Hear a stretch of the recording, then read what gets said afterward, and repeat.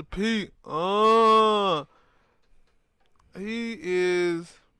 Y'all know Master P, rapper. What is? I don't want to say a philanthropist. No, entrepreneur. He could be a philanthropist as well. I don't know. He's taking in a new business venture. He got the movies. That last movie sucked. Hey, I tell the truth. Last movie sucked. I got the hook up too. It wasn't that great. The shoes, but they ain't look that good either. But now he's in a new business venture of wrestling. I guess he bought the rights or something for the wrestling. I think it's the indie wrestling called Glory. House of Glory. It used to be owned by a wrestler named Amazing Red. He used to wrestle in TNA when it was TNA. Now it's Impact Wrestling. And it was funny. It was like, for one, he got like I said, he got a bunch of goddamn business ventures. He still do rap sometimes. I think one of his kids raps. Yeah. And then he got the movies, and now he into wrestling. And my thing is, like, why did he not think about that when he was in WCW for that while? He probably didn't. Oh, he just looked at it and said, "Hey." At that time, P was still rocking the hip hop, and then he was mostly focusing in on that.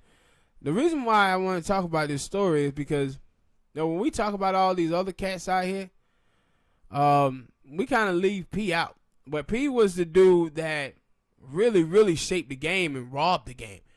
Because a lot of rappers, they was out getting 15% of their album sales for most contracts.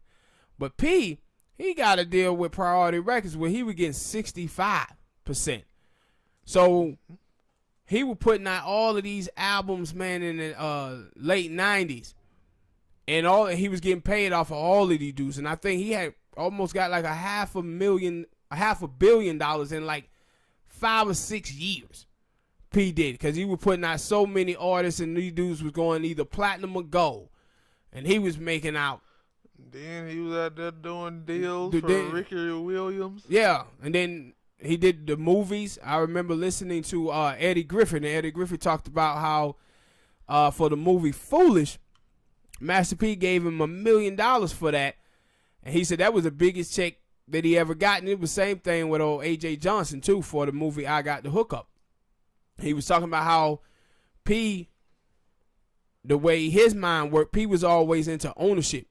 He wasn't looking just to get no deal with no movie plays. He was like, P was like, yo, we can do the movie ourselves, and then just depend on the black community and the black dollars. He's still like that now. Yeah, he's still like that now. And I said he was making out like a bandit because he was thinking ownership. And you see Tyler Perry just not too long ago opened up his new movie studio and doing big things there, where Tyler Perry not too long ago, he was trying to tell black people that, yo, we got to get out of the business of talking about representation, and we got to get into the business of talking ownership. It ain't just good enough to go do movies. For Hollywood, we got to be wanting to be the people who want to write the movies, direct the movies, and produce them.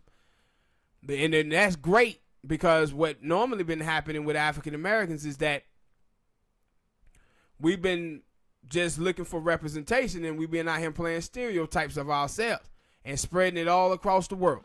You know, him and P, well, at least P said he don't like, Tyler Perry don't like him. He said he don't like him. Yeah, but I can understand. Him and Westcott just squashed their beef, by the way. Tyler Perry and Spike Lee, because Spike didn't like Tyler neither. Yeah, but the thing that Master P had said, they probably he probably ain't gonna squash it too soon. Okay, I think people like, yeah, I think he's still mad at me because I said something about him wearing a dress. Yeah, but it was a lot of people talking about him wearing that dress. Now, it was matter of fact, it was like when the news broke and they was talking about Tyler Perry on that studio, there was a lot of black women who was out there saying, "No, we don't like Tyler because he wear dresses and portray black women negatively with bad black stereotypes." So it was a lot of black people I seen that was like, "Nah, we don't like Tyler neither." Some of the movies, when I watch Tyler Perry, like we moving away from Tyler Perry. I mean Master P, but I'm gonna bring it back. Yeah, I'm gonna bring it back too. No, I don't watch some of the movies. I watch a lot of Tyler Perry movies. And Like I think he showed a full circle of all black people. Like you know, it was sometime where we would have problems. So yo, why every time it's the man who's being downtrodden, but then it'd be that part where Yeah. what movie it was? I think it was the Mad Diary of a Mad Black Woman. Yeah. Where I think it was Moore was a good guy, clean guy, work hard. Now, and we're going to get to talk to some of that. And she didn't want him. She wanted the rich dude. Yeah, we got a story. We ain't going to call them a bad stereotype. We got a story. But with P, we both saying the same goddamn shit, but with P. Like, I want to see how this is going to work. And it's kind of funny that P is the first person to do this because, like I said, like other than that WCW thing. No, that's why it ain't shocking because he did have that relationship. I was saying, but after that, though, like, we didn't, like, I never heard anything else with P in wrestling. And I remember, like, a couple of years ago, it was a wrestler who worked for the WWE now that he was saying that, I think that Wale, because Wale is a big wrestling fan. Yeah. And I think on WrestleMania weekend, he had like a thing called Wale Mania. I think he's going to be the first rapper to own his own wrestling thing. He ain't got those type of funds. True. He ain't got those type of funds. And so that was, I'm like, I ain't shocked at Master P. Like I said, Master P, doing a whole lot of stuff. He making a whole lot of money, doing a whole bunch of things. So, and it don't look like it's just him. But like it's gonna be like him and Romeo, because Romeo was there when he. The thing is, he was saying that he was gonna mix wrestling and hip hop. You remember a couple of years ago, it was a wrestling that was like that. Yeah, I thought that was. And where they actually had rappers on there and everything. Yeah. So we'll see what he does with it. And I think that that House of Glory, like that wrestling that you're talking about, I think it was in New York. Cause I know it was a lot of them, like New York wrestlers, a bunch of them. And this House of Glory is based out of New York.